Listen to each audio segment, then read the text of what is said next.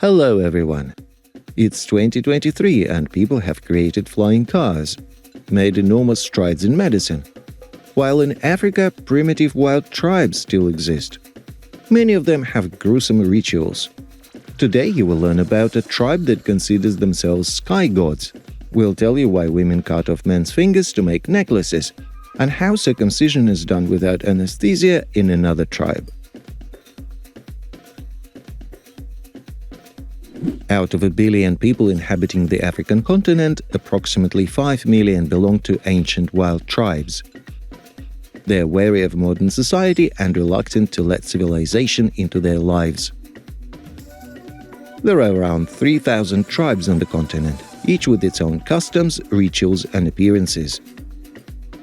These tribes do not have literacy and medical care is nearly absent, leading to common injuries and illnesses often resulting in death. Viruses from the outside world can be deadly for them, leading some countries to prohibit approaching tribal populations to prevent the spread of contagious diseases. One common thread among all tribes is their rejection of the comforts of the modern world and their worship of ancestors and deities. The tribes sustain themselves through hunting, fishing, gathering, and herding. Many tribes exhibit extreme aggression towards outsiders, making it challenging to fully understand their way of life. However, an increasing amount of information about different tribes is becoming available, thanks to the inclusion of scientists in these indigenous groups, although this sometimes ends tragically. So why do people risk their lives and try to make contact with these tribes? It's all about curiosity and valuable information for science. Each tribe has its customs and peculiarities passed down through generations. People from these communities live a primitive lifestyle, which aids many scholars and historians in their work. Therefore, such research is essential for modern society. Today you will learn about some fascinating African tribes, some of which are highly aggressive. The Nuba Tribe consists of approximately 10,000 people living in Sudan. Known as the people of the hills, they differ from other African tribes due to their light and pure spirits. Early explorers who visited the tribe in the past century described the mountain Nubians as genuinely naive, as if they were big children. The natives laughed, rejoiced, and radiated joy. Mountain Nubians lived in harmony with nature and each other. They were unfamiliar with envy and always helped their fellow tribesmen. In the tribe, everyone was equal, and nobody considered themselves superior or inferior based on status. The people of the hills have an interesting marriage tradition. To some extent, the tribe operates under a matriarchy, where slender and beautiful women choose their husbands, not the other way around. This happens during an intriguing ritual. During the performance of a special dance, each girl can place her foot on the shoulder of the chosen man. He cannot see her face and his opinion doesn't matter. However, the dance is just the beginning. Afterward, the young man starts building a house for their future family. The construction could take several months or even a year. During this time, the young couple must live separately. Often during this extended period, a child is born to the couple. Yet even this doesn't make them a family. However, the carefree life of the Nubians changed after tourists began visiting their tribe. From them they learned about money, leading to disputes within the tribe and the first divorces. Many young men started living for the city to earn a living, introducing new diseases to the tribe. Previously unfamiliar with envy among themselves, the tribe members began to quarrel. The Maasai became the primary oppressors of the Datoga tribe, which you will learn about shortly. They openly despise the Datoga for their kindness and consider them inferior. The Maasai sincerely believe that they own all the world's riches because that's what the supreme god Enkai desired. Thus, taking someone else's cattle is a duty for every Maasai. Even the government cannot protect the defenseless Datoga. Due to this stereotypical image perpetuated in countless glossy magazines, films, and photographs worldwide, the Maasai have become easily recognizable to everyone. Reportages have turned the Maasai into icons of African traditionalism and inadvertent symbols of resistance to modern cultural values. When people see a Maasai warrior dressed in bright red cloths and adorned with beaded jewelry, a romanticized image of a noble savage of our time takes shape, which greatly attracts tourists. The Maasai way of life is regulated by age sets. The youngest boys, as soon as they start walking, are responsible for herding lambs and calves. There are various rituals in African tribes. There is a rite that transforms a boy into a man through dressing up as a woman. Beating children is also prevalent and is used to toughen them and make them more resilient. From a very early age, girls engage in household chores with their mothers, as well as food preparation. Approximately every 15 years, a new generation of warriors is initiated. As part of this ritual, young men aged 12 to 25 undergo a painful circumcision procedure conducted without anesthesia. Following the operation, which takes 4 to 8 months for the wounds to heal, the boys wear black clothing and reside in a special settlement built by their mothers. The residents are responsible for protecting the settlement. In general, the Maasai lead a diverse way of life, engaging in herding, gathering, hunting, and also making use of modern conveniences. In a remote area on a plateau surrounded by mountains on all sides, at the crossroads of Kenya, Ethiopia, and Sudan, lives a small Surma tribe. We've discussed their rituals in one of our previous segments, but their mythology is also fascinating. There is very little known about them, primarily because reaching their location is extremely challenging due to its geographic isolation. Moreover, they have no interest in interacting with civilization. In fact, anyone who encounters them speaks of their arrogance, disdain for outsiders, and their clear reluctance to communicate, even for money. This trait has been noted by both professional researchers and a handful of persistent tourists. They genuinely believe they are superior to everyone else, justifying it by claiming that they have no masters and live as they please. They completely reject all the achievements of civilization except for one thing: firearms. These firearms help them fend off raids from their neighbors, some of whom you've already heard about, such as the Mursi tribe. The myths about the origin of the Surma tribe are intriguing. They were recounted to researchers from Iceland by the tribe's own members, albeit reluctantly and disjointedly. To obtain any coherent story, it took researchers more than half a year, and they described the first 4 months as being treated as outcasts. According to the Surma people's myths, they descended from the sky, where they lived with the god Tugoi. One day, the deity opened the passage in the clouds and gave ropes to the people which they used to descend. However, at some point, a woman tore one of the ropes and the heavens closed off. Researchers have discovered that, surprisingly, the Surma do not consider themselves Earthlings. They claim to have come from the sky and that their former home, which suffered some kind of catastrophe, severed their connection to it. In principle, their myth of origin supports this. The Hamar tribe is a friendly and distinctive group that resides in the fertile Omo River Valley. Their love for beautiful clothing and adornments sets them apart. Most notably, their marriage ritual is shocking, involving the ritualistic beating of girls and women by men. When girls reach the age of 12, they are married off. During the wedding, they wear special necklaces that cannot be removed.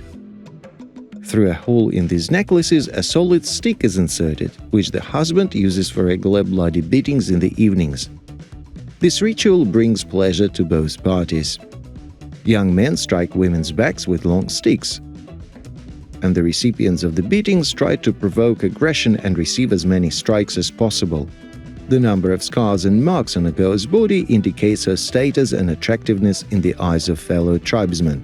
The population of this community reaches around 40,000 people. Livestock farming is the cornerstone of their lives, and special storage facilities are set up in their huts. Another distinctive feature of the tribe is bull jumping, where a young man gains the right to marry after successfully jumping over a bull. Women and children reside in huts with pointed roofs. In these huts, there are sleeping areas and hearths. Men spend their nights in special pits, covering themselves with earth that makes breathing difficult. Their responsibilities include hunting and protecting the territory with the huts. Communication with their wives is solely for procreation. Men are allowed to have up to 4 wives, and the number of necklaces worn by a woman indicates her rank. Women can also have relationships with each other. Despite being less developed than some other tribes, they do not show affection to each other. Next, you'll learn about one of the most populous tribes in the world, whose traditions and rituals are not as horrifying. Most people have probably heard of the Bushmen. This is a collective term used to describe several indigenous South African peoples. They hunt and gather but do not raise livestock. They believe that everything on earth is shared, so during hunting they often take animals from neighboring tribes. This gradual displacement of the Bushmen pushed them into deserts and forests. Women are recognized by their protruding bellies and wide hips.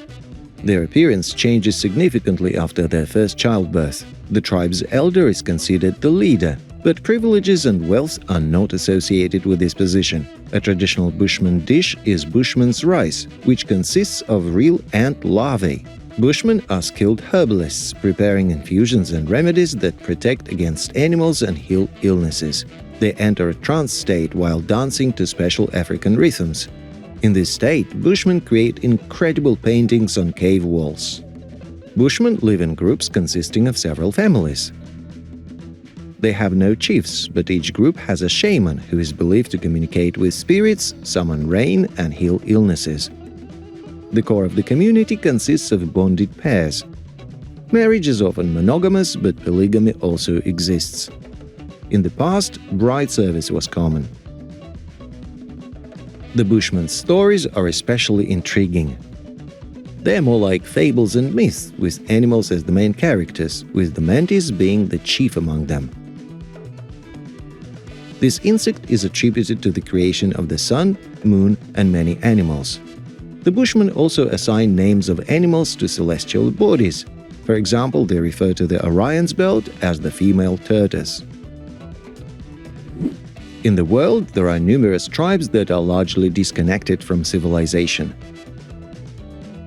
Most of them are ruthless and cruel aborigines, encounters with whom can cost lives. However, there are exceptions to this rule, and one such exception is the Datoga tribe.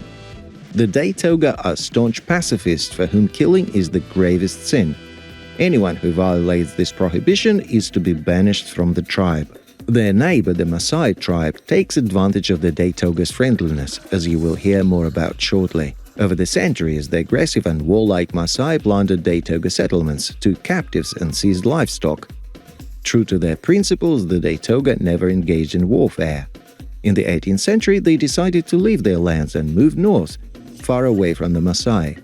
However, they encountered another unfriendly tribe there, forcing them to move even further north. The Datoga do not use the war paint, characteristic of all African tribes. Their weapons consist of spears and bows, which they use exclusively for hunting. All other African tribes have long adopted Kalashnikov rifles. The Datoga vehemently reject the benefits of civilization, except for alcoholic beverages. During festivals, they often indulge in heavy drinking and engage in mass brawls, albeit without weapons. However, it can't be said that the Datoga completely shun all contact with the outside world. They willingly welcome tourists, sell various souvenirs to them, and make decent money from this. The Datoga are exceptionally hospitable. Guests are loved and respected. The head of a family will always offer you accommodation and as a bonus his wife. The people of the Datoga tribe are highly conservative. Unlike their neighbors, they have preserved their traditions in their original form, including their belief in spirits and practicing polygamy. A man can have an unlimited number of wives. Consequently, families have many children, ranging from 10 to 40. The Mursi tribe, unlike the Nuba, is armed and aggressive. These savages abuse alcohol and sometimes lose control of their actions. They can beat each other to a critical state in fights. There are around 6,000 Mursi people living in the territory of Ethiopia. Members of the tribe tend to engage in pagan rituals, and death holds a place of honor among them. Women are involved in healing, shamanism, and predicting events based on the stars. Their appearance is unattractive. They continually hunch over and their bellies hang down with breasts. They have pierced, drooping lower lips. And from a young age, every girl has a stick inserted into this opening, gradually increasing its diameter. On their wedding day, a plate is placed in their lip piercing, reaching a circumference of up to 12 inches. The Mursi people consider themselves to be dark spirits sent to earth by the god of death, Yamdo. They justify their gruesome rituals and traditions with this belief, which has been passed down through generations. They hang deceased women who earn special respect and honor in their lifetime from trees, first amputating their hands. Other deceased individuals are used for food or as raw material for decorations and magical concoctions. Women have no hair on their heads. They create headgear from falling leaves, tails, branches, and dried berries. Their bloodthirstiness is confirmed by the fact that married Mursi women make necklaces from the actual phalanges of transgressing husbands, which are coated with human fat, emitting a nauseating smell. It's astonishing how horrifying the rituals of such tribes can be. But not all communities are as aggressive and terrifying. Next, you'll learn about one of the most arrogant tribes in Africa. In the world, just like in Africa, there are many fascinating tribes leading primitive lives. Almost all of these tribes have their own rituals and customs. It's worth noting that many tribes avoid contact and behave very aggressively towards outsiders. So you need to be cautious if you plan to travel, for example, in Africa. Thanks for watching.